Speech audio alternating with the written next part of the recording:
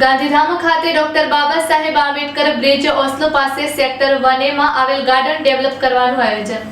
મહાનગરપાલિકા વિસ્તારમાં ચાલતા વિવિધ બગીચાઓના રીડેવલપમેન્ટની કામગીરીની કમિશનર દ્વારા વિઝિટ કરવામાં આવી।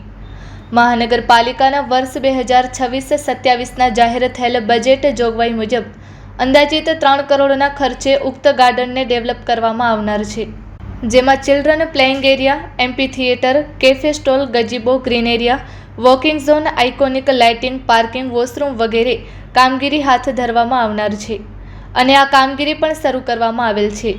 હેમુકાલાની park, Adipur, Rabindranath Tagore park, Chhatrapati Shivaji park, આ તમામ ગાર્ડનોના રીડેવલપમેન્ટની કામગીરીનું નિરીક્ષણ કરવામાં આવ્યું અને આ કામગીરી જૂન 2026ના પ્રથમ સપ્તાહમાં પૂરી કરવા સૂચના આપવામાં આવી। આમ આ તમામ કામગીરીનું મહાનગરપાલિકાના કમિશનર મનીષ ગુરવાની દ્વારા મહાનગરપાલિકાના નાયબ મ્યુનિસિપલ કમિશનર સંજય કુમાર રામાનુજ તથા ઇજનેરો, કોન્ટ્રાક્ટર, પીએમસી તેમજ ટીપીઆઈને સાથે રાખી નિરીક્ષણ કરવામાં આવ્યું, જેમાં કામની ગુણવત્તા જાળવવા તથા સમય મર્યાદામાં તમામ કામો પૂરા કરવા કોન્ટ્રાક્ટરોને સૂચના આપવામાં આવી હતી। Report by Bharti Makhijani, Gandhidham.